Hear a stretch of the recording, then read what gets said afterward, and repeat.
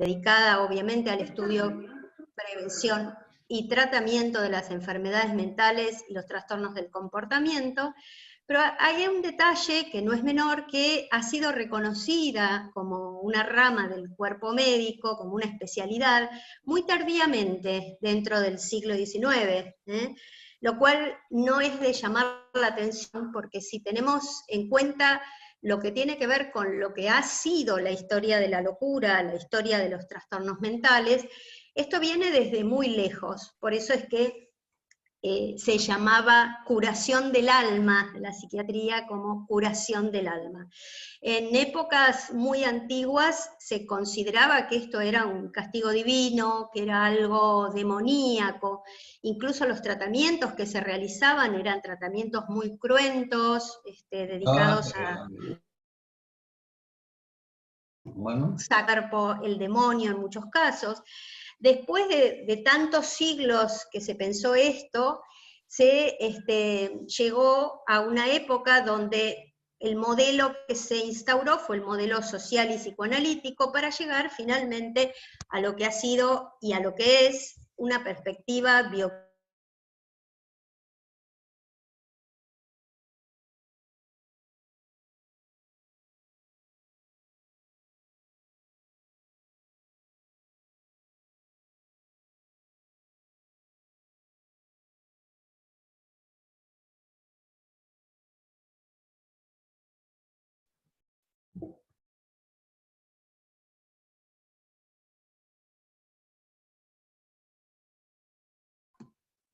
¿Se escucha?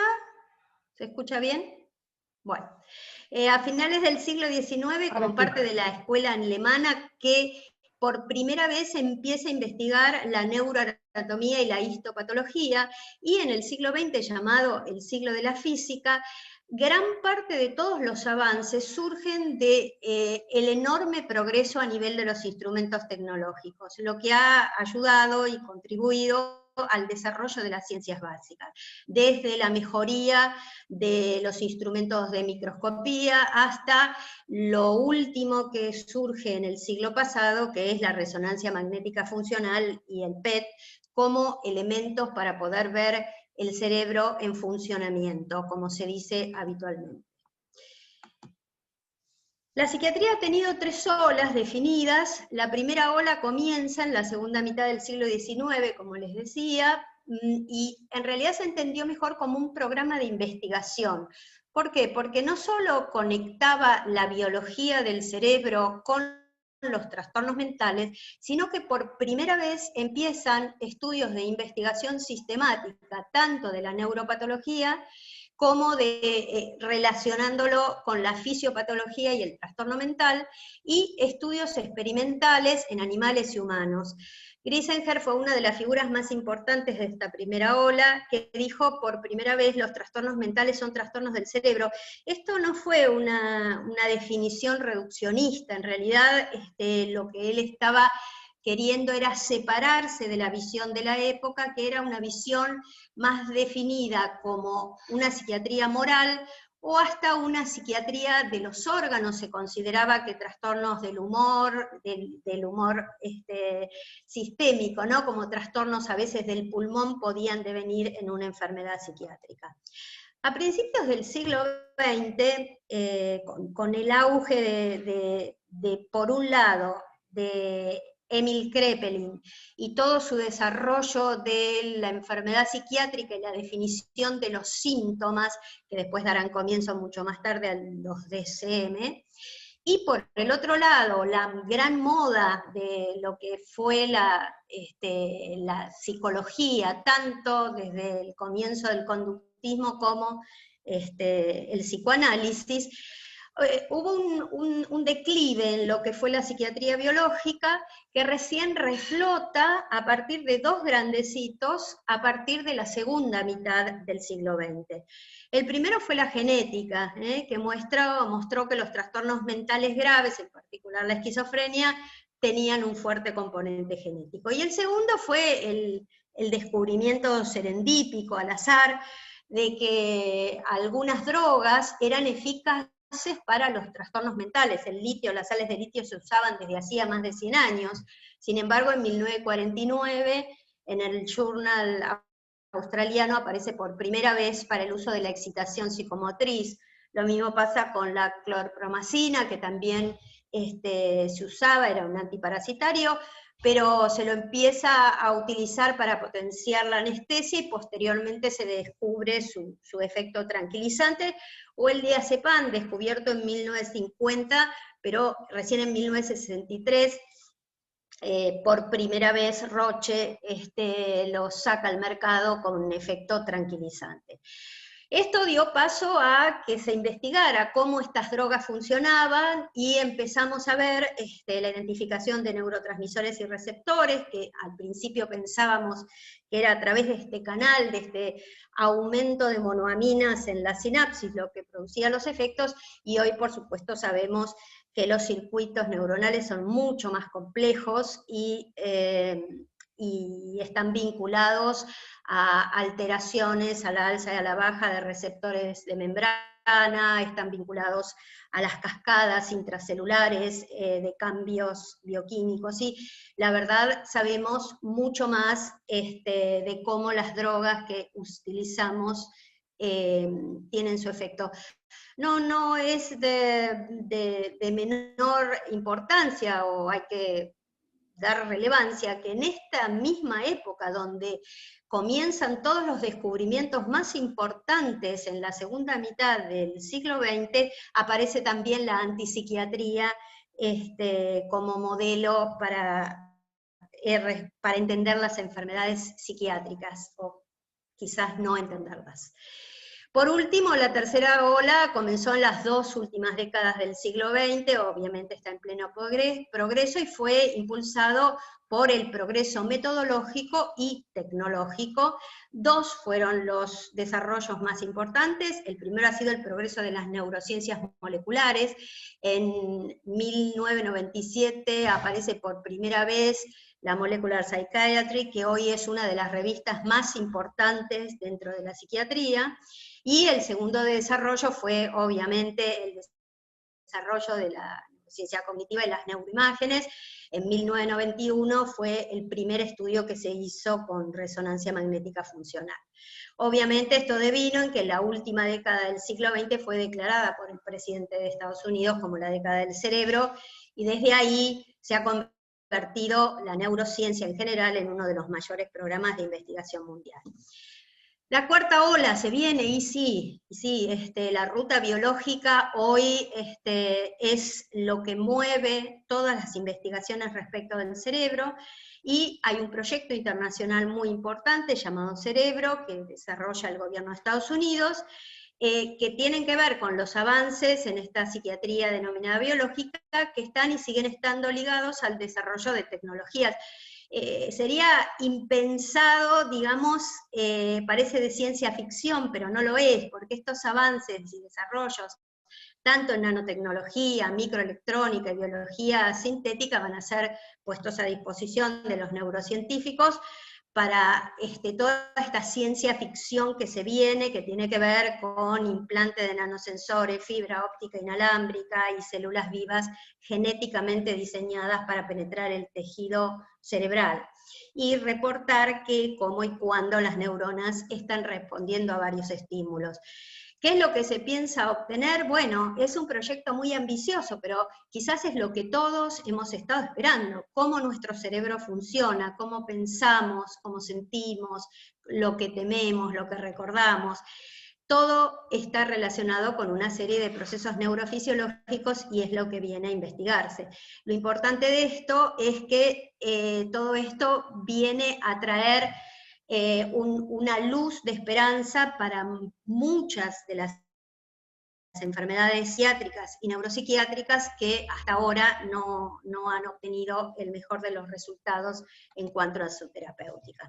A esta altura creo que ya nos ha quedado claro que la psiquiatría es solamente biológica. ¿Esto qué es lo que quiere decir? Que La psiquiatría biológica investiga qué son los trastornos psiquiátricos, cuáles mecanismos subyacen a los signos y síntomas, y cómo la comprensión de esos mecanismos podría ayudar en la clasificación, diagnóstico, pronóstico y tratamiento. Y lo esperanzador es que la identificación de marcadores biológicos sólidos nos permitan llegar a ese diagnóstico y obviamente conducirnos a los tratamientos adecuados de las enfermedades psiquiátricas. Lo cierto es que los cambios de paradigma no son fáciles, la propia psiquiatría ha sido causante de sus propias vicisitudes. López Ibor decía que la psiquiatría atravesaba una profunda crisis, tanto como especialidad médica, como entidad misma. La dicotomía mente-cerebro persiste aún en la concepción de muchos, no solo legos, sino a veces entre muchos de nosotros los psiquiatras, y la existencia de perspectivas dualistas en la investigación nos ha llevado históricamente a esta cosa pendular de o todo es psicología o todo es cerebro. Y la verdad es que si algo hemos aprendido es que esto no es así, y la medicina, lo quise traer esto de Marasiti y de Stahl en CNS Spectrum, en la editorial de una de sus presentaciones del 2021, que la medicina es una ciencia humana y sin duda la psiquiatría es o debería ser la especialidad más íntimamente ligada a la humanidad en su sentido más amplio.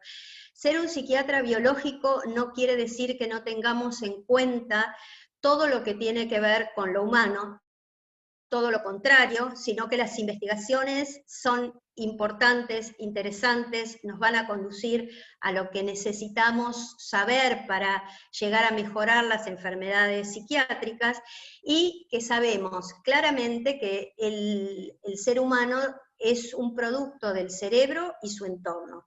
Y si algo también nos queda claro, por supuesto, ya hoy en el 2021, es que el ser humano necesita ser entendido desde ese lugar, como un todo, ser escuchado, y que estas investigaciones lo único que hacen es amplificar todo lo que hoy sabemos. Lo más maravilloso que obtuvimos a finales del siglo pasado fue descubrir la plasticidad cerebral. La plasticidad cerebral que tiene condimentos beneficiosos y cambios en el cerebro, también sabemos esos cambios deficitarios y de deterioro que se producen en los pacientes psiquiátricos. Entonces, es a ese lugar donde debemos referirnos a mejorar la atención y que la enfermedad psiquiátrica cada vez más sea algo que todos los psiquiatras podamos manejar de manera integral y global. Bueno, nada más por mí, de mi parte. Ahora voy a dar paso al doctor Leandro Piedemonti, que va a hablar sobre también psiquiatría biológica y el estado del arte.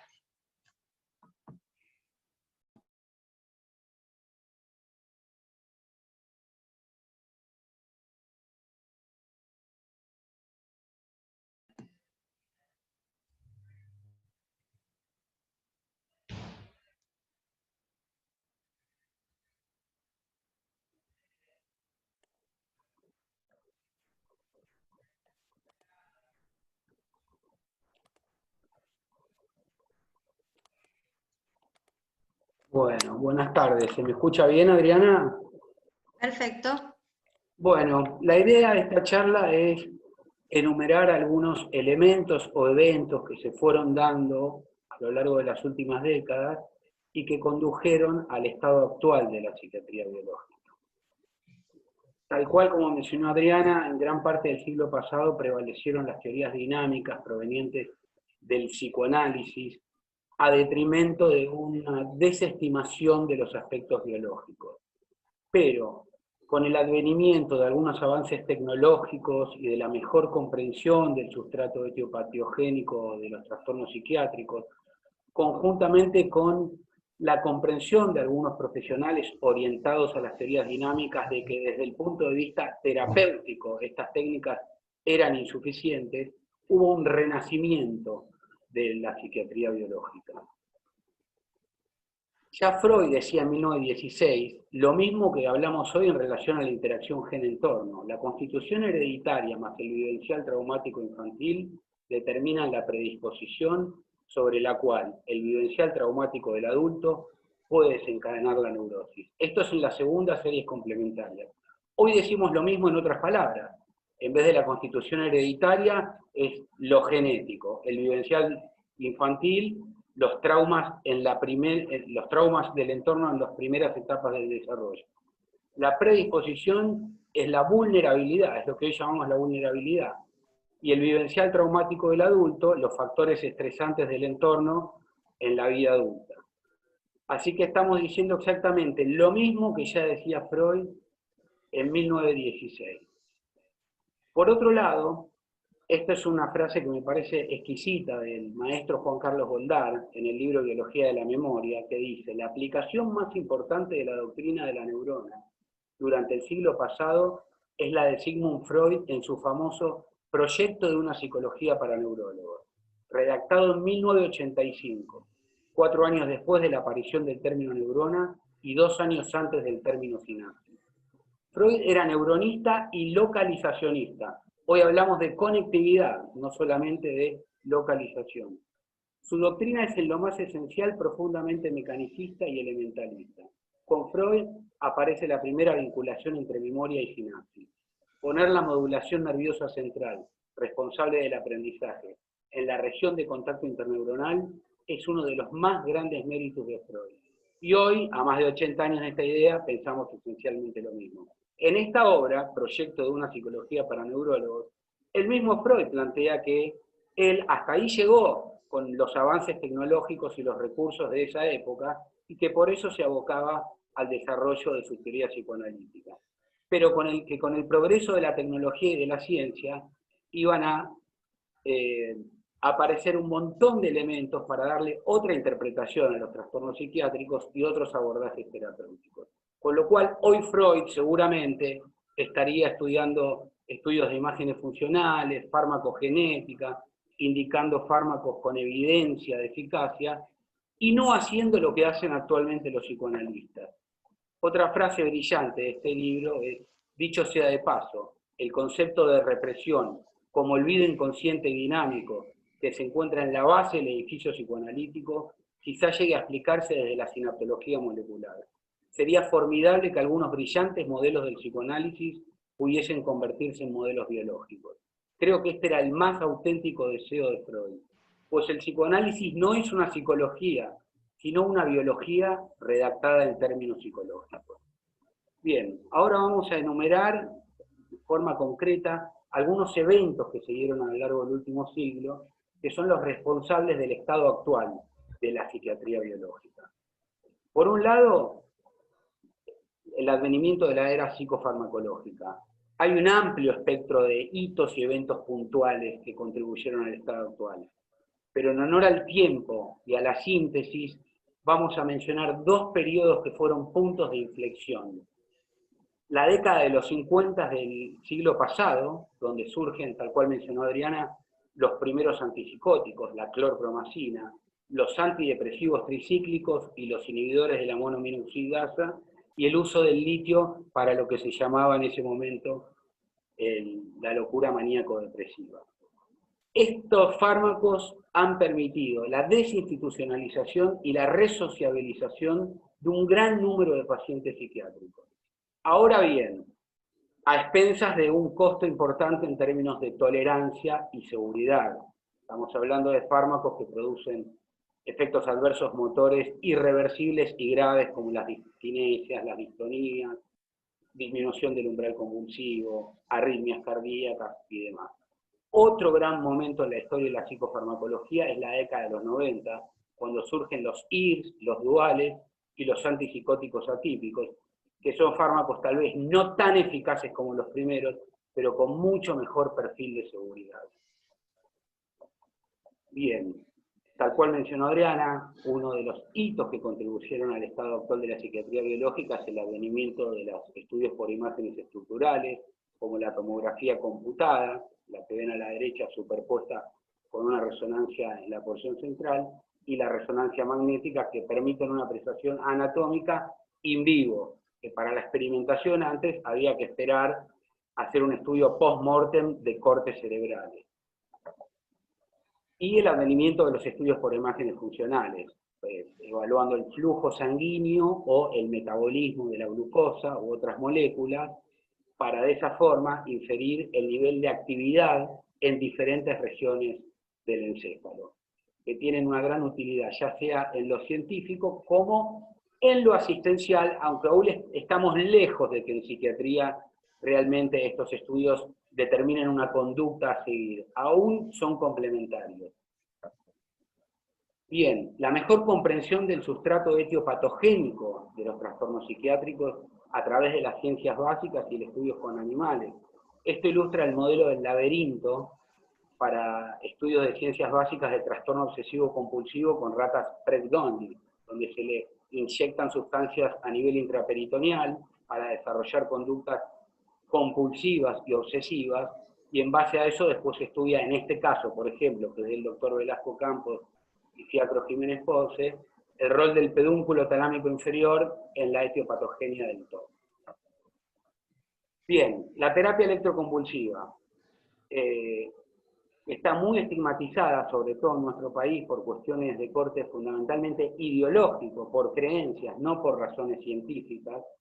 Esta foto de Jack Nicholson es de la película Atrapado sin salida. Esto ya no se hace más. Hoy por hoy, los procedimientos de terapia electroconvulsiva, que tiene 4 indicaciones puntuales, desde 1930, o sea, hay una experiencia en cuanto a seguridad y eficacia más que suficiente, que se indica para depresión, catatonía, esquizofrenia y manía aguda, y se lleva a cabo bajo anestesia general y relajantes musculares. Con lo cual, esa analogía con un método de tortura es absolutamente desatinada en nuestros tiempos actuales. Los equipos que se usan no hay mucha diversidad, son sencillos, tienen la tecnología de los años 90, en Argentina está el que se ve abajo, el Mecta Spectrum 5000Q, que nos permiten, además de una cuestión observacional, fenomenológica de la convulsión del paciente, un registro electroencefalográfico, electromiográfico, y bueno, es altamente seguro y eficaz sin la necesidad de inundar al paciente con químicos a nivel sistémico. En algunos países es de segunda o hasta de primera elección. Acá en Argentina, lamentablemente, nos encontramos con muchos obstáculos. La estimulación magnética transcraneal, otra técnica de neuromodulación no invasiva, que emite ondas magnéticas que generan campos eléctricos a nivel superficial en el cerebro, a nivel de la corteza, pero que estos campos eléctricos inducidos pueden tener acción en zonas más profundas, por estar conectados por fibras blancas. El paciente está despierto, son sesiones de 3 veces por semana, durante 6 semanas. La única indicación formalmente aprobada en psiquiatría es la depresión, pero hay mucha experiencia en adicciones, trastorno del espectro autista, trastorno obsesivo compulsivo, y ni hablar en neurología, rehabilitación post-ACV, tinnitus, dolor crónico. Bien, ahora, en términos de la neuromodulación invasiva, quiero hacer una salvedad. El vocablo psicocirugía ha quedado en desuso porque también está estigmatizado. Se prefiere hoy usar neurocirugía funcional para trastornos psiquiátricos, por ejemplo, porque en el siglo pasado hubo un uso y abuso de la lobotomía prefrontal, que implicaba una técnica por medio de la cual se llamaba ice pick lobotomy, lobotomía con pico de hielo. Se clavaba literalmente con un martillo a nivel supraorbitario un instrumento punzante y se destruían las fibras blancas a nivel prefrontal, lo cual permitió la desinstitucionalización de un gran número de pacientes psiquiátricos y obviamente la remisión de los síntomas que se abordaban, pero al costo de una morbilidad inaceptable. Hubo un uso y abuso de esta técnica. El que está ahí a la izquierda es Freeman, que recibió el premio Nobel por esto, y después se lo retiraron por el abuso. Simultáneamente con esto se fue desarrollando la cirugía estereotáctica. Primero, que implica la detección específica de un punto en el cerebro en base a los 3 planos en el espacio, el axial, el sagital y el coronal, teniendo como punto de referencia una estructura entre las 2 comisuras blanca anterior y blanca posterior, el punto intercomisural, se identifica un punto específico y con una cánula se aborda ese punto. Se pueden realizar métodos ablativos por lesión, que hay 4 que son tradicionales: la capsulotomía anterior, la cingulotomía anterior, tractotomía subcaudada y leucotomía límbica, y más actualmente la neuromodulación, que implica esta técnica, pero sin la necesidad de destruir los tejidos. No es ablativa, sino estimulándose con 2 propiedades: la reversibilidad y la ajustabilidad, que le confieren seguridad y eficacia respectivamente.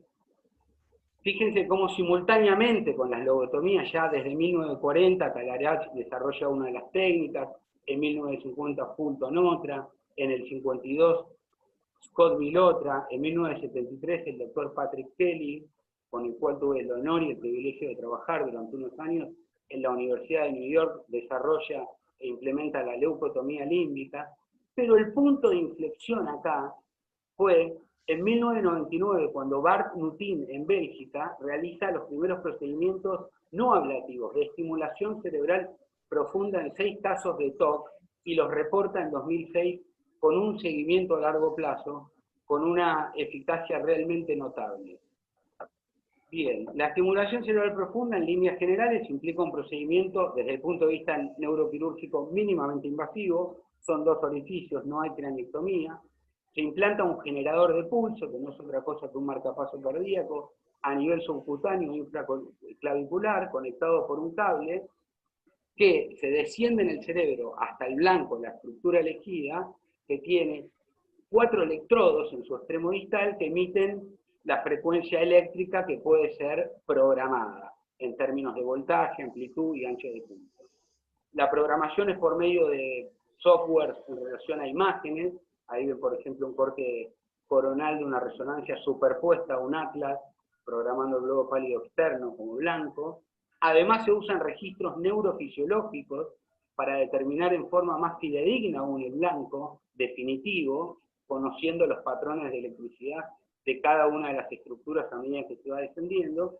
Y abajo a la izquierda ven una imagen exquisita de un corte coronal de un electrodo implantado, que se ven bien los 4 polos, en el globo pálido externo, en un caso de Gilles de Latour. Bien. Farmacogenética, otro tema. La farmacogenética lo que hace es estudiar el impacto de los genes, de la carga genética, en la respuesta a los psicofármacos y en sus efectos adversos, con el fin de diseñar tratamientos más individualizados, más personalizados, a fines de lograr una mejor eficacia y mayor tolerancia y seguridad. Los primeros genes que se utilizaron fueron los genes candidatos, aquellos que uno sabe a priori que están involucrados, ya sea en la farmacocinética o en la farmacodinámica de los fármacos. Hay niveles de evidencia, según el tamaño del efecto en los estudios, o según la cantidad de veces que fueron replicados estos estudios de las variantes genéticas.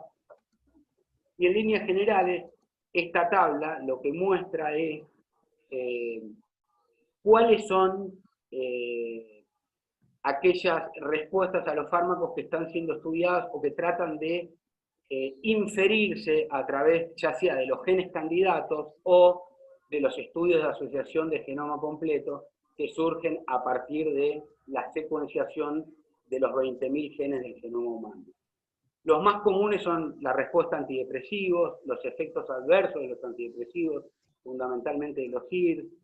En relación a los estabilizadores del ánimo, si bien los fenotipos que se estudian son tanto la manía como la depresión, la mayoría de los estudios se orientan a la prevención de las recaídas, fundamentalmente con el litio, porque se sabe que la respuesta al litio tiene una importante carga familiar, por eso se estudia la farmacogenética del litio más que de otros estabilizadores, el síndrome de Stevens-Johnson inducido por carbamazepina, compromiso hepático por valproico, respuesta a antipsicóticos, el aumento de peso inducido por antipsicóticos, las disquinesias tardías por antipsicóticos y la granulocitosis por prostatina.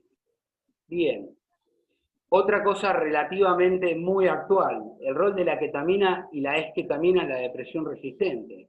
En los últimos años, este anestésico, que también es una droga que se utiliza de manera recreativa bajo el nombre de Special K en las fiestas electrónicas, bueno, ha mostrado evidencia de eficacia para la depresión resistente, fundamentalmente en agudo, por la corta latencia de acción en relación a los antidepresivos que ya conocemos, que por su mecanismo de acción y su acción farmacológica presentan una latencia de, decimos tradicionalmente, 4 a 8 semanas, promedio 6, o a veces un poco antes. La ketamina tiene una latencia mucho menor. La gran pregunta, y lo que se está estudiando actualmente, es qué pasa con el mantenimiento.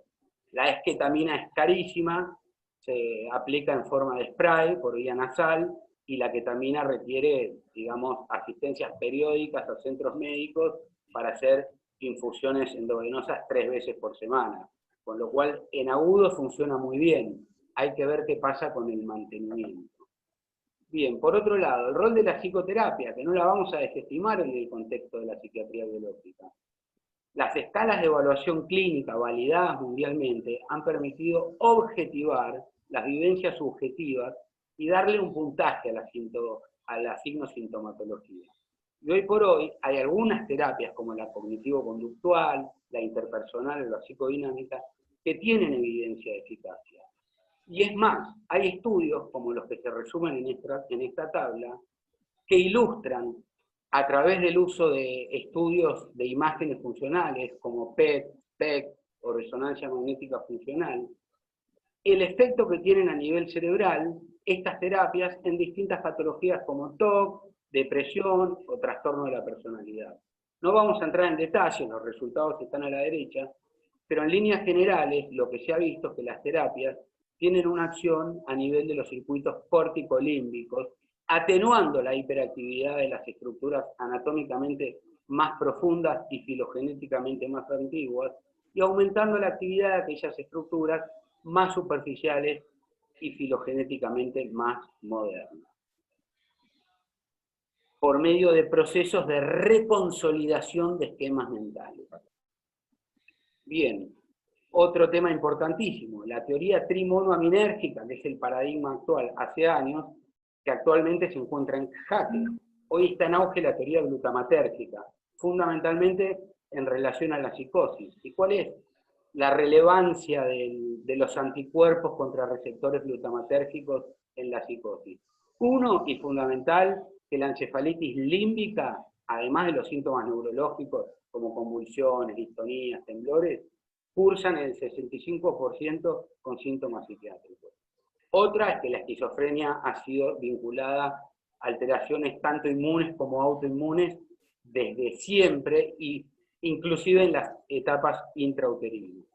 Y la otra es que los estudios con fenilciclidina o ketamina, tanto a nivel clínico como en estudios de ciencias básicas, han permitido demostrar el rol crucial del glutamato en la etiopatogenia de la psicosis, y no solamente el rol crucial, sino que se sugiere fehacientemente que sus alteraciones serían primarias a las alteraciones dopaminérgicas.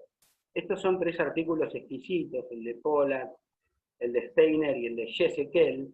Este último estudió mucho la fisiopatogenia con estudios de imágenes de alta resolución a nivel de microscopía electrónica, con anticuerpos trazados para ser seguidos, y lo interesante que se está dilucidando es que, si ven el gráfico de abajo a la izquierda, es el tráfico normal de los receptores glutamatérgicos del espacio extrasináptico al espacio sináptico, que se anclan a proteínas de andamiaje, y ahí producen su acción una vez que el ligando se les une.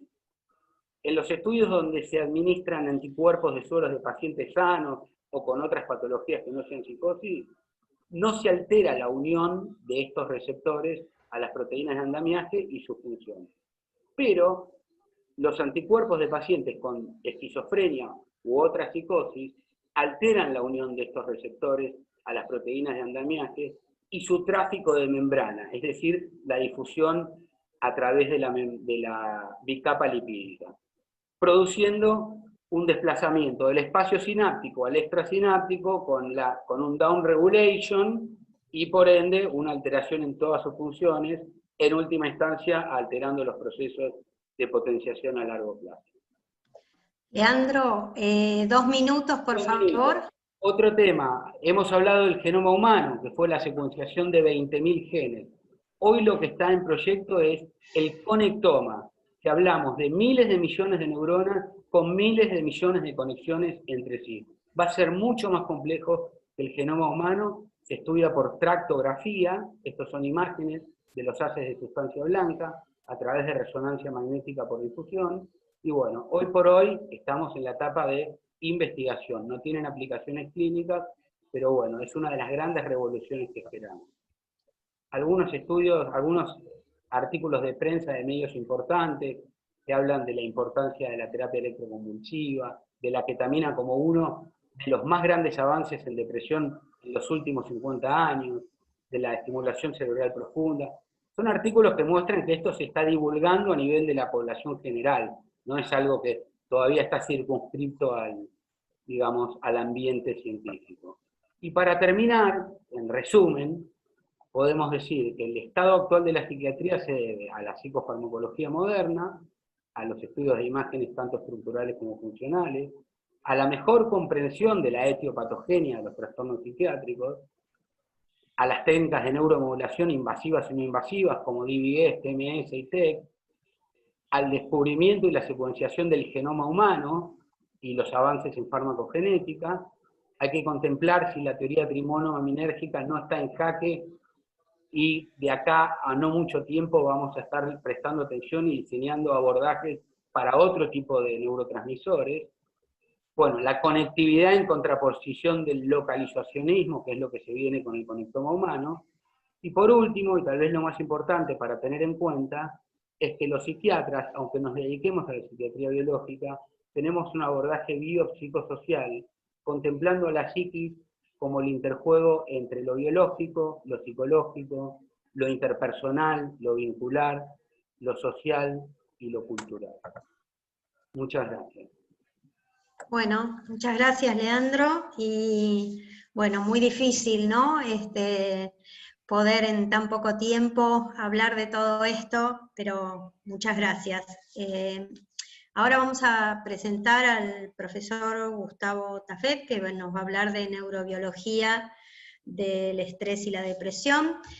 Primero quiero agradecerle, él es asesor científico de nuestro capítulo, ha tenido la deferencia de participar en esta actividad, es especialista, médico especialista en psiquiatría, es máster en ciencias del Instituto Weizmann, es doctor en medicina y doctor en psicología, es presidente del capítulo de neurociencias de AAP, y es profesor de la Universidad de Miami de Psiquiatría y Ciencias del Comportamiento. Así que un honor, un placer, Gustavo, y muchas gracias.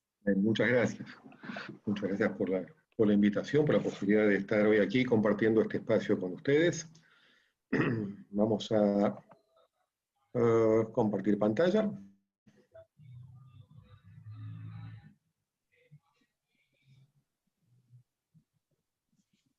A ver.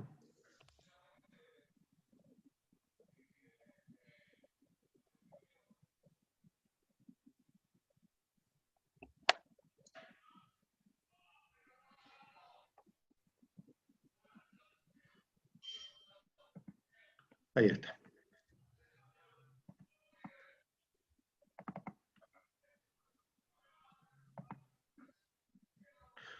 Bueno, ¿se puede ver bien la pantalla? No, yo no lo puedo ver. Vamos a ver entonces. Share screen.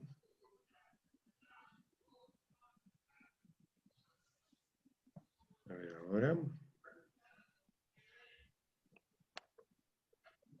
Ahora sí.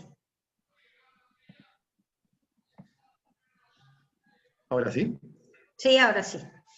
Bueno, perfecto.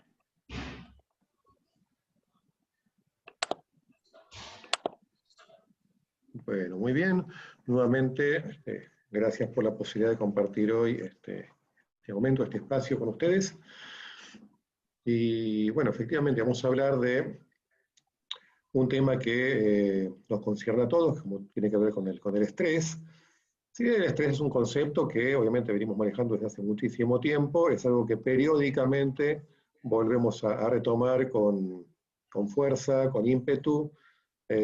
Actualmente, bueno, gran parte del tema que nos toca, el tema del estrés, tiene que ver con la pandemia que estamos viviendo, con el estado de aislamiento y con está trayendo como obviamente factores de estrés o estresores. En principio, podemos concebir el estrés como una reacción de un organismo frente a un estímulo ambiental, pero para ser más precisos, es importante tener en cuenta cuáles son esos estímulos, a los que vamos a denominar estresores o simplemente factores de estrés. Esos estresores pueden ser de tipo bioecológico, como en el caso, por ejemplo, que nos convoca la presencia de un virus, o sea, la pandemia provocada por un virus. Puede ser también, en el caso de las medidas de aislamiento a nivel mundial, han generado justamente un factor de estrés psicosocial muy importante, con lo cual puede haber incluso combinaciones entre diferentes factores de estrés, frente a los cuales vamos a responder con diferentes respuestas adaptativas, que van a estar mediadas por la activación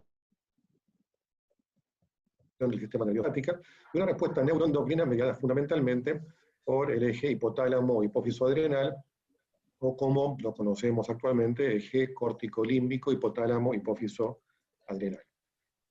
Por supuesto que, además de las respuestas mencionadas recién, tenemos un cúmulo de respuestas, un repertorio de respuestas en base a aspectos cognitivos, emocionales y conductuales, que tienen que ver fundamentalmente con el desarrollo de estrategias de afrontamiento. O sea, no solamente nos vamos a preparar para la fuga o la lucha, como tradicionalmente fue estudiado el modelo del estrés por Hansel Lee y previamente por Walter Cannon, sino también una gran cantidad de estrategias de afrontamiento que tienen un fuerte componente cognitivo, en el cual ponemos justamente en la balanza aspectos relacionados con los factores de estrés y aspectos relacionados con nuestros propios recursos para poder hacer frente satisfactoriamente. Esto también va a estar modulado o fuertemente influenciado por aspectos emocionales y por supuesto el aspecto conductual que tiene que ver con la puesta en marcha de estas estrategias de afrontamiento.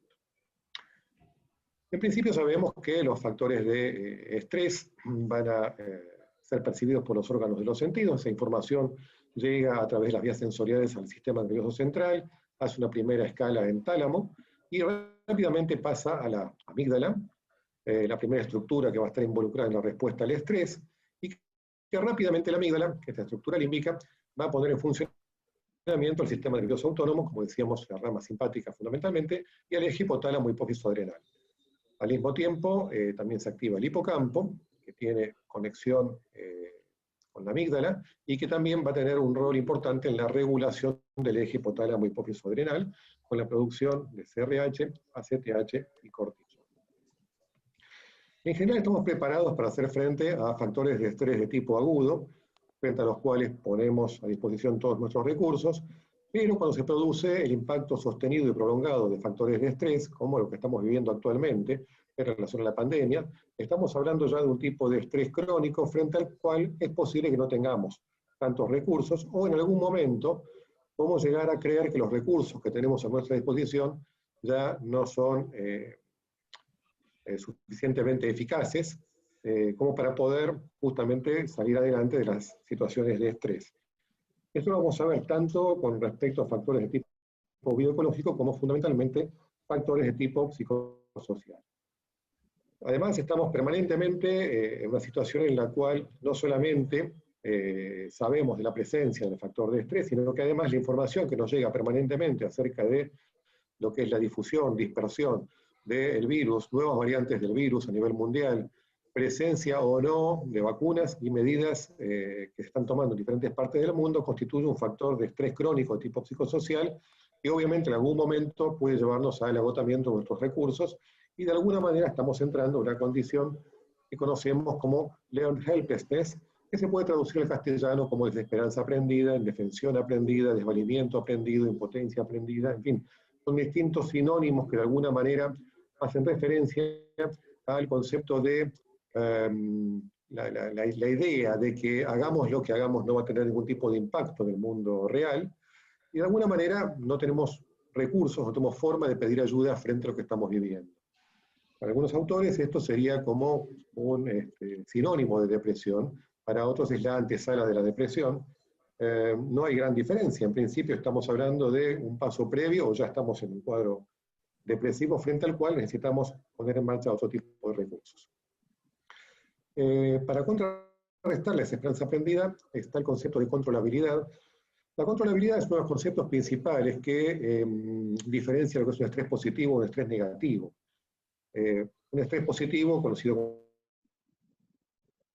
como eustrés, aquello que es deseable, eso que hacemos porque queremos hacerlo, es algo predecible, está más o menos dentro de cierto rango de opciones, y es controlable en el sentido de que sabemos o creemos que tenemos recursos para poder afrontarlo satisfactoriamente. Lo contrario, el distrés, es absolutamente indeseable, es impredecible, o sea, no hay un rango ajustado de opciones, sino que puede pasar cualquier cosa fuera de ese rango, y sobre todo es incontrolable. La presencia o no de controlabilidad, o sea, la capacidad o la posibilidad de percibir la falta de controlabilidad, es algo que de alguna manera predispone mucho más fácilmente a la vulnerabilidad para el desarrollo de desesperanza aprendida. La controlabilidad va a depender de la presencia de recursos cognitivos, la capacidad para poder hacer una reevaluación cognitiva permanente en función de nuestros recursos, y por supuesto la capacidad para desarrollar estrategias de afrontamiento, todo lo cual de alguna manera nos predispone al desarrollo de resiliencia. Resiliencia sería la habilidad y capacidad de adaptarse exitosamente al estrés, afrontando y superando situaciones adversas, manteniendo un adecuado funcionamiento psicofisiológico. Podemos decir que una persona resiliente ha sido afectada y alcanzada por la adversidad, pero a pesar de eso continúa con sus respuestas adaptativas. La resiliencia ha sido asociada a la capacidad de percibir situaciones de estrés de un modo menos amenazante. O sea, lo contrario podría llegar a ser concebido como un desafío. O sea, podemos concebir desafíos frente a los cuales podemos responder satisfactoriamente y menos como una amenaza, promoviendo estrategias de afrontamiento más adaptativas y eficaces. La resiliencia también ha sido asociada a la capacidad de afrontar situaciones adversas y salir fortalecidos de la adversidad, algo que muchas veces tiene una importancia capital porque es lo que nos permite de alguna manera aprender, tener algún tipo de aprendizaje frente a la situación adversa y desarrollar nuevos recursos frente a posibles situaciones adversas a futuro. Lo que decíamos antes con respecto al estrés agudo, como el estrés crónico de alguna manera constituido por el impacto sostenido y prolongado de diferentes factores de estrés, nos va llevando a una disminución de los recursos cognitivos y de alguna manera entramos en desesperanza aprendida, lo cual predispone al desarrollo de depresión.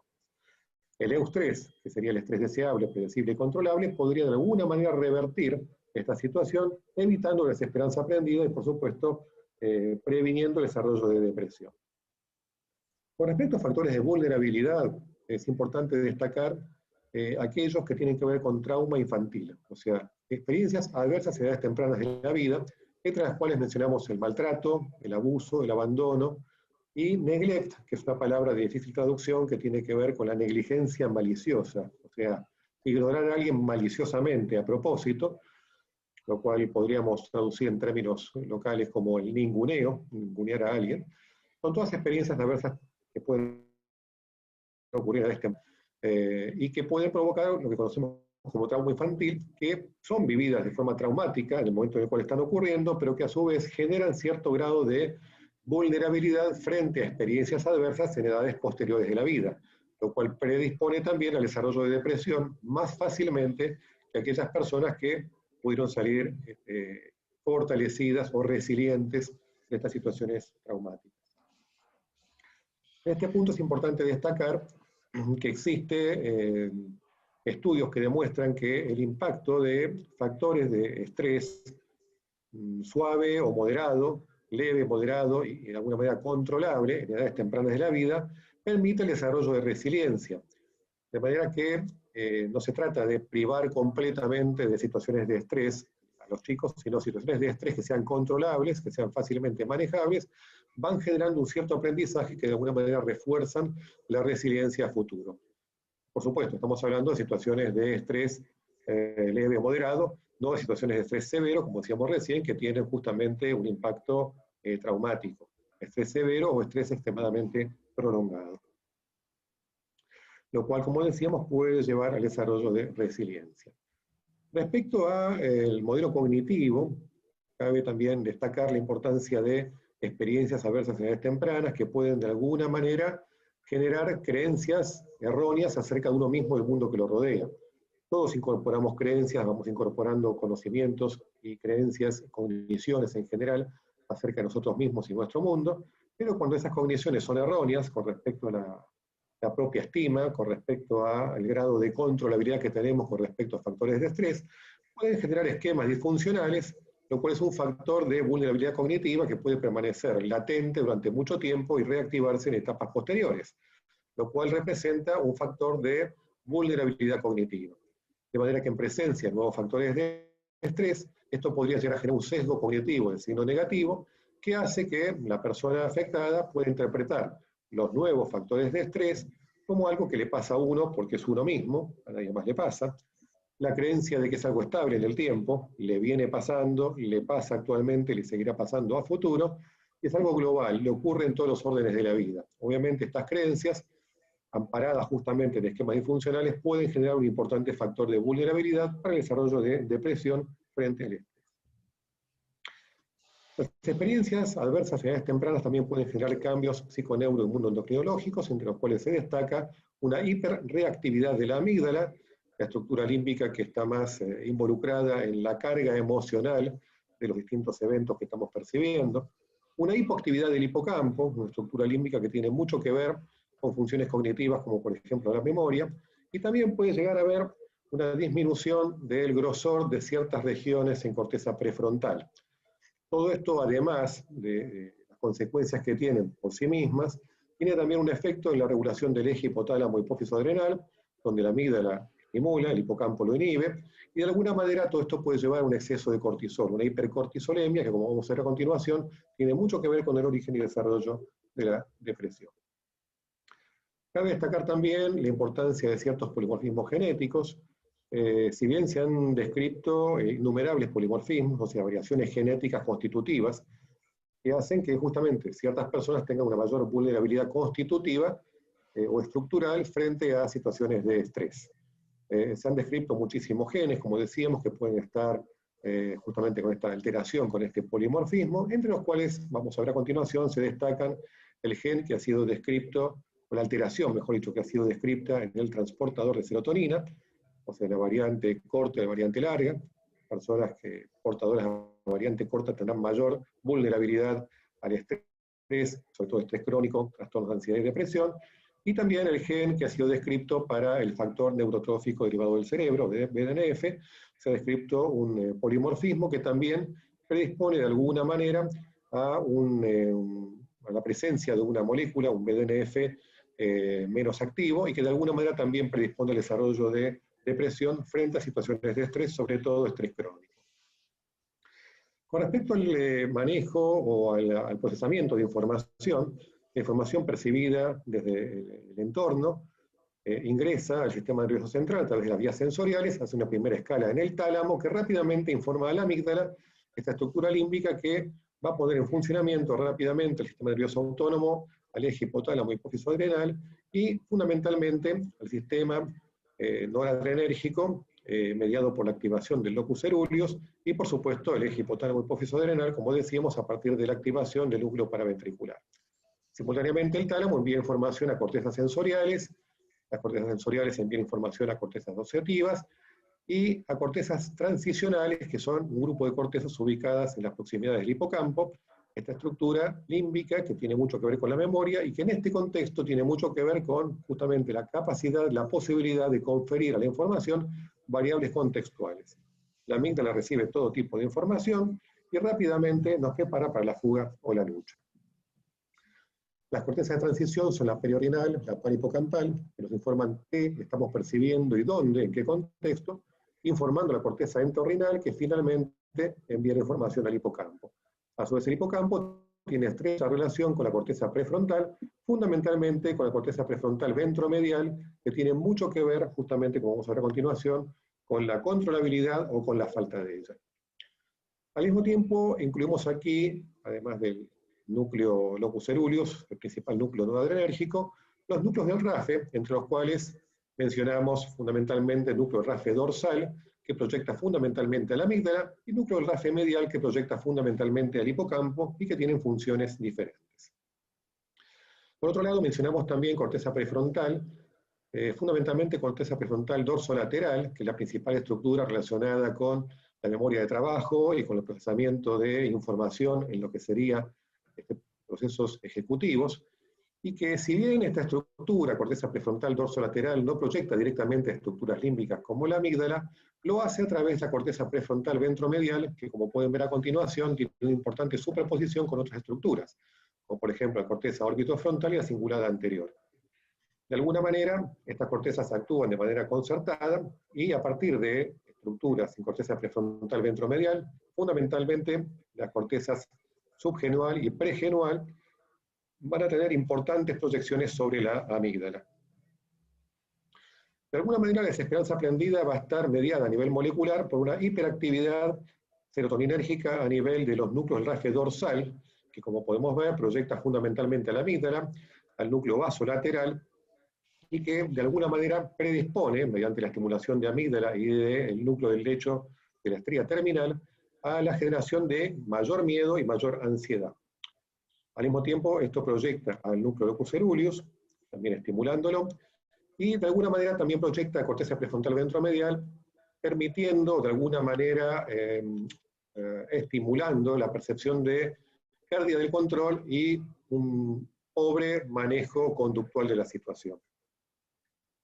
Es importante también que tener en cuenta que algunas de estas estructuras proyectan al área ventral tegmental, principal núcleo dopaminérgico del sistema nervioso central, que a su vez forma parte del circuito de recompensa junto con el núcleo accumbens, y de alguna manera estas proyecciones lo que hacen al inhibir el sistema dopaminérgico es generar una sensación de anedonia, de falta de placer o dificultad para encontrar placer en las situaciones normalmente placenteras e interesantes.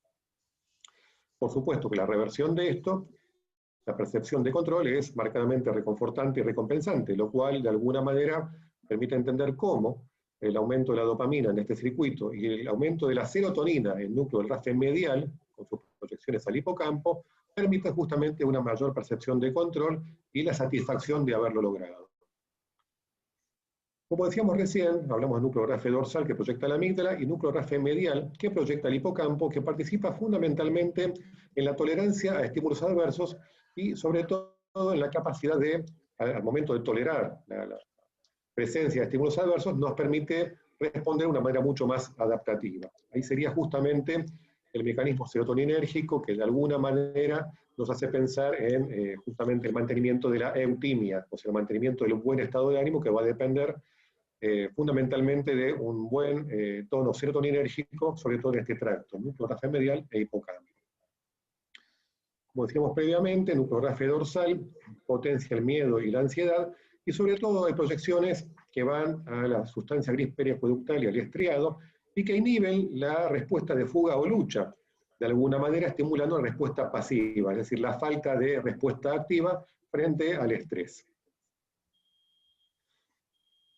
Al momento de producirse la estimulación de corteza prefrontal ventromedial, que como decíamos va a depender en gran medida de los procesos cognitivos, mediados por diferentes cortezas prefrontales, fundamentalmente la prefrontal dorsolateral, aumenta la controlabilidad y se produce entonces la inhibición de este núcleo de RAFE dorsal serotoninérgico, inhibiendo la desesperanza aprendida y indirectamente también inhibiendo la amígdala. Y lo va a hacer a través de proyecciones glutamatérgicas que van a estimular interneuronas GABAérgicas que justamente al aumentar el tono GABAérgico inhiben la liberación de serotonina en el núcleo RAFE dorsal y también inhiben la actividad, la hiperactividad de la amígdala. El aumento de actividad corteza prefrontal ventromedial, singular también, va a estar asociado con mayor predictibilidad, mayor controlabilidad, como decíamos, y una inhibición de la desesperanza aprendida.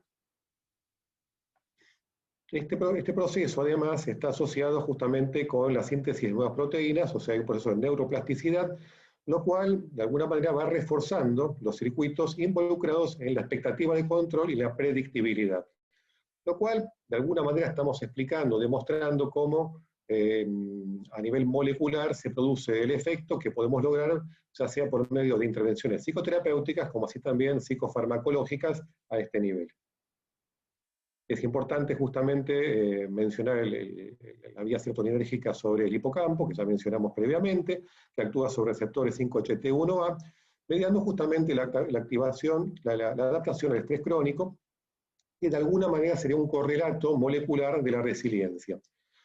De alguna manera la inactivación o la afectación de esta vía puede llegar a justamente causar desesperanza aprendida y ser un factor importante en el origen y desarrollo de la depresión. De alguna manera la resiliencia estaría mediada por un aumento de actividad en corteza prefrontal dorsolateral, aumento en corteza prefrontal ventromedial y cingulada anterior, aumento de actividad hipocampal y disminución en la actividad de la amígdala. Con respecto al sistema serotoninérgico, lo que mencionamos, aumento en núcleo del RAFE medial y disminución en núcleo del RAFE dorsal. Este es un esquema compacto de lo que hemos explicado hasta recién, donde además incluimos el eje hipotálamo hipófiso adrenal. La pregunta es, ¿existe algún tipo de efecto entre el eje hipotálamo hipófiso adrenal y el sistema serotoninérgico? Sabemos que el eje hipotálamo hipófiso adrenal es mediado, o de alguna manera, sí, por el CRF, ACTH y cortisol, y va a estar regulado por la amígdala y el hipocampo. En presencia de estrés crónico, como así también de depresión, aumenta el tono de actividad de la amígdala, y se pierden justamente los circuitos de retroalimentación negativa con aumento sostenido del cortisol. De manera que lo que sería una curva normal de cortisol, con aumento a la mañana y disminución hacia la tarde-noche, se mantiene aplanada en el nivel superior, aquí en color rojo, donde tenemos aumento del cortisol por la tarde, con lo cual no hay un ritmo circadiano normal. El cortisol se maneja o se mantiene permanentemente elevado. El cortisol es una hormona esteroide que se une a receptores específicos de tipo glucocorticoide y mineralocorticoide, formando un complejo hormona-receptor que se introduce en el núcleo actuando como factor transcripcional. Sabemos que el efecto como factor de transcripción lo va a hacer uniéndose a la región promotora de diversos genes, regulando, ya sea estimulando o inhibiendo, la expresión de diferentes genes. La pregunta sería, ¿qué relación podría haber entre el exceso de cortisol y la disminución de los niveles de serotonina, característicos justamente de la depresión? Para lo cual nos basamos justamente en el transportador de serotonina, que como sabemos es el principal sitio de acción de la mayor parte de los antidepresivos actualmente en uso. Tomamos esta molécula, el transportador de serotonina, que está presente en la membrana de neuronas, como así también de células de la sangre, como ser plaquetas y linfocitos, y tomando muestras de sangre separamos plaquetas y linfocitos y los cultivamos en presencia y ausencia de cortisol, para luego medir la recaptación de serotonina por medio de la incorporación de serotonina radioactiva. Encontramos justamente que las plaquetas incubadas en presencia de cortisol no tenían ningún cambio sustancial en la recaptación de serotonina, mientras que los linfocitos incubados en presencia de cortisol sí lo tenían. Investigamos entonces a qué se debía este cambio, tomamos muestras del ARN mensajero y encontramos que efectivamente el cortisol produce un cambio sustancial en la expresión del gen del transportador. El cortisol estimula el gen, aumenta la expresión del gen, y al aumentar el transportador de serotonina, justamente en su sitio activo, en el lugar la membrana plasmática, disminuye los niveles de serotonina. El cortisol también, de alguna manera, produce efectos sinérgicos, inhibiendo la expresión del gen 5-HT1A, o sea, uno de los principales receptores serotoninérgicos, y también ha sido demostrado que el cortisol inhibe la expresión del gen del BDNF, una importante molécula que participa en procesos de neuroplasticidad y de neurogénesis. De manera que actualmente podemos saber que el estrés y la depresión no solamente tienen conexiones demostradas a partir de la desesperanza aprendida en modelos cognitivos psicológicos, sino también en modelos moleculares que hacen la psiquiatría biológica. Rápidamente pasamos el efecto de uno de los polimorfismos que mencionamos previamente. Rápidamente pasamos a este otro, para ir a la imagen final, en la cual incorporamos aquí la presencia de los principales polimorfismos, que van a afectar a dos de las principales moléculas relacionadas justamente con el funcionamiento de cómo el cerebro responde frente al estrés, el BDNF, el transportador de serotonina, con disminución de actividad en el hipocampo y en la amígdala. Sabemos que sobre estos mismos factores van a actuar factores psicológicos, cognitivos, todo lo cual se traduce en una hiperactividad del eje hipotálamo hipófiso adrenal y aumento del cortisol, con las consecuencias que esto tiene en la regulación de los genes que hemos mencionado previamente. De manera que estrategias, tanto psicofarmacológicas como psicoterapéuticas, que puedan ayudarnos a prevenir justamente la hiperactividad de estos sistemas, de alguna manera nos van a ayudar no solamente a un tratamiento más eficaz de los trastornos de ansiedad provocados por el estrés crónico y de la depresión, sino que también nos pueden llegar a ayudar sustancialmente en la prevención del desarrollo de trastornos de ansiedad y depresión, sobre todo en personas sometidas a estrés crónico. Bueno, y hasta acá creo que llegamos bien con el tiempo.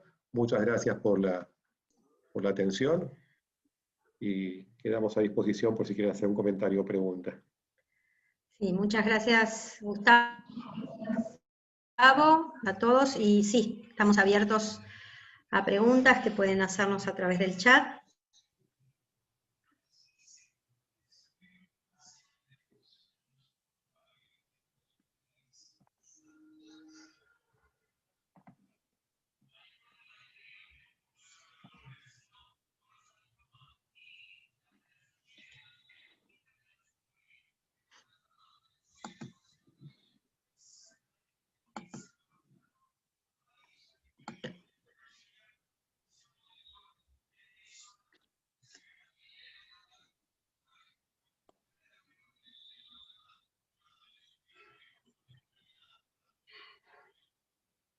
¿Alguien tiene alguna pregunta o algún comentario para hacer a través del chat?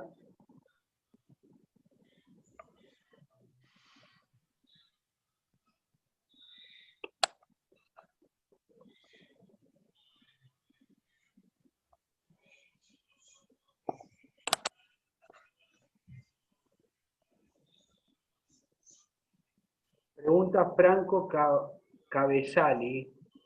Si hay más datos ahora sobre el efecto del SARS-CoV-2 en el cerebro.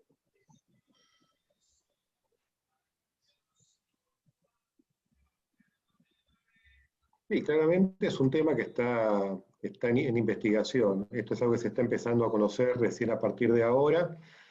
Lo que sabemos, por lo menos hasta ahora, es que obviamente toda la pandemia provocada por el virus va a generar una segunda pandemia provocada justamente por los efectos a nivel psicológico, a nivel emocional. Eso seguro que ya está de alguna manera demostrado, ya está algo que podemos comprobarlo. Lo que está en investigación es justamente cuál es el efecto, que todavía no se sabe muy bien, pero que están en investigación. Hay varias líneas que están investigando justamente cuál es el efecto del SARS, sobre todo en lo que se considera uno de los efectos que más se está viendo, que es la niebla mental.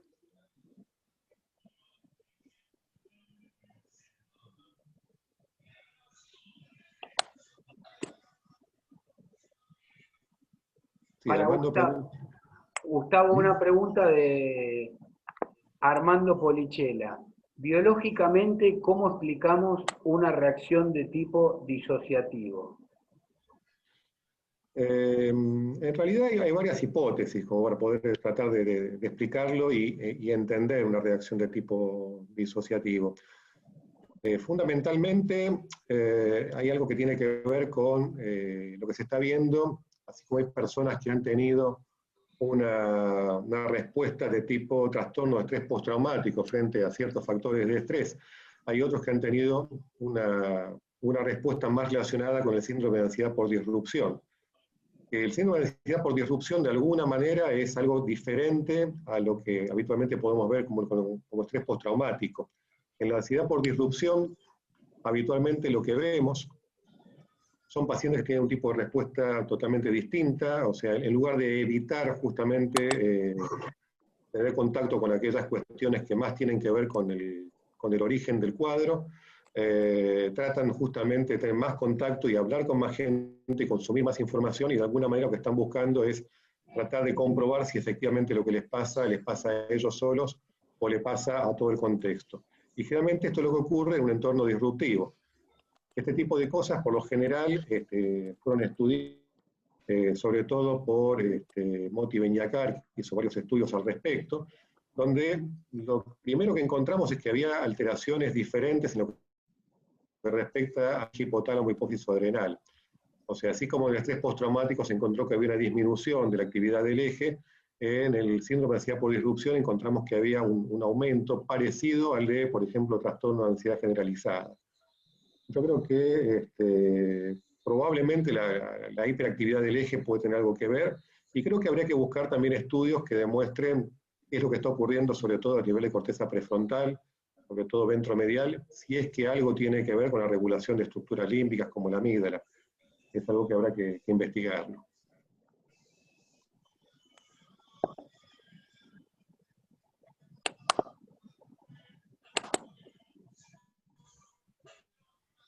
Bien, acá hay un comentario de Galeano Damián que dice que hay muchos estudios sobre los beneficios de memantine sobre los síntomas negativos de pacientes estabilizados. Sin embargo, su uso no es muy extendido en Argentina. ¿Qué opinión tiene de ese fármaco teniendo en cuenta su bloqueo NMDA? No sé para quién es esa pregunta.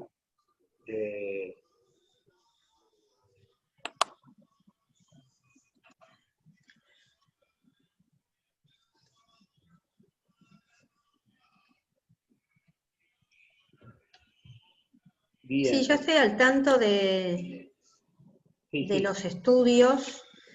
Es verdad que no está extendido en Argentina. En un grupo de pacientes que yo lo usé, la clínica cotidiana, la verdad es que no funcionó igual a como dicen los estudios. No sé si alguno de ustedes tiene experiencia. Bueno, lo que sabemos es que estos fármacos en general son herramientas muy limitadas que existen en algunos procesos que no solamente no revierten, sino que tampoco detienen estos procesos. Simplemente en algunos estudios sugieren que enlentecen el progreso de la evolución de estos Enlentecen la velocidad del progreso. enlentecen, no revierten y ni siquiera detienen. Se están usando en casos de depresión y como estabilizadores, pero los efectos no han sido contundentes y bueno, si bien hay estudios que sugieren su eficacia, en la práctica clínica, digamos, no conozco colegas que hayan tenido resultados contundentes, categóricos, lo cual suele suceder, ¿no? Que no hay correlación entre la evidencia y la práctica. Respecto a ver, esto es así, digamos, los estudios clínicos nos permiten tener un sustento sobre el cual, digamos, apoyarnos a la hora de indicar algo, pero son escenarios muy, muy limpios. Son casos de pacientes con muchos criterios de exclusión y de inclusión y con un seguimiento por un tiempo determinado. No es lo mismo el uso de memantine en pacientes polimedicados con comorbilidades que en los casos de los estudios clínicos. Yo no tengo experiencia de utilizar memantine en casos de pacientes estabilizados por cuestiones anímicas. No sé si vos, Adriana. No, por eso yo tengo bastante experiencia en el uso de memantina. Lo que evalué a lo largo de los años es esto que vos decís, que se corrobora el enlentecimiento de la velocidad, no se detiene, pero sí el enlentecimiento de la velocidad del deterioro cognitivo, pero no, a pesar de que se ha dicho que era beneficioso para los síntomas negativos, estoy hablando siempre de pacientes con deterioro orgánico cerebral, ¿no? La verdad es que no lo evidencié en la clínica. Ahí está haciendo una salvedad el doctor. No, yo no tengo experiencia en esquizofrenia. Es un tema, a ver, está bien la pregunta. Todo tiene que ver con el mecanismo de acción de los fármacos. Podemos hacer porque él lo que pregunta es, en relación al uso de memantina en esquizofrenia, en pacientes estabilizados, como una cuestión paradójica. Estábamos hablando que el bloqueo de NMDA puede producir psicosis, y él pregunta cómo puede ser que se indica en esquizofrenia. Esto tiene que ver con el mecanismo de acción y podemos hacer una analogía con lo que son, por ejemplo, los antidepresivos proserotonérgicos o pronoradrenérgicos o los psicoestimulantes. Puede decir, ¿cómo puede ser si ambos aumentan la concentración de aminas en la hendidura sináptica? Pero es distinto. Uno es por pulsos, por ejemplo, la anfetamina, metilfenidato, producen un aumento rápido y de grandes cantidades, y no tienen, además de ese mecanismo de acción, la acción farmacológica de los antidepresivos que por cambios neuroplásticos producen downregulation de receptores y una respuesta sostenida. El que toma un antidepresivo no siente un efecto estimulante, aunque sea venlafaxina, a los 30-40 minutos, porque es mucho más gradual, sostenida y amesetado el incremento del neurotransmisor. A diferencia de lo que sucede con la anfetamina, que hace lo mismo, pero más rápido, en mayores cantidades. Esto es análogo con lo del memantine, digamos. No es lo mismo un bloqueo que produzca un franco y notable downregulation de receptores que un bloqueo moderado, gradual, amesetado y sostenido. No sé si respondo. Además, si me permitís, las acciones son muchísimo más complejas. Es decir, no es solo a través de la acción que tienen sobre el receptor. A veces cambios en el agonismo intrínseco menor producen cambios en el resto de los circuitos neurobiológicos. Y la combinación de varios circuitos, no hay drogas puras que solamente actúen elevando, por ejemplo, el nivel de glutamato en una sinapsis, sino que todo esto genera una combinación de todas las acciones, y lo que esto produce después a nivel, como decías, de la up y down regulation en receptores de membrana, y la cascada que se produce intrínseca molecular a nivel celular. Entonces, la verdad es que es mucho más complejo que solamente la acción sobre un receptor, el efecto que vamos a lograr.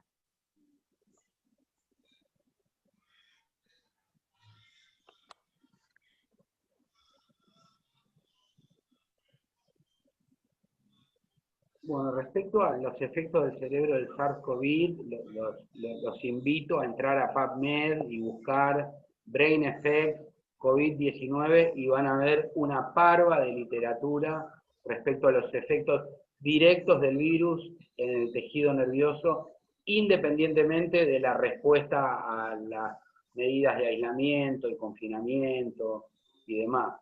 Ya están apareciendo una serie de artículos bien diseñados sobre los efectos directos en el cerebro.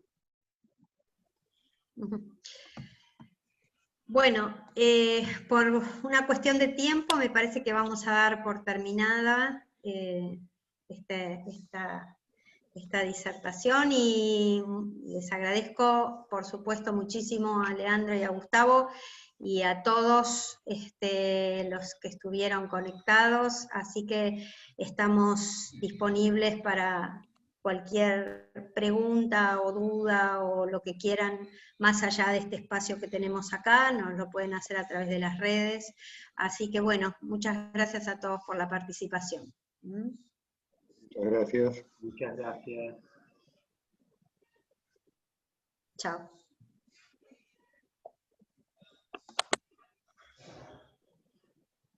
Muy bueno, muy bueno. Gracias, Armando. Abrazo grande. Gracias. Un abrazo a todos.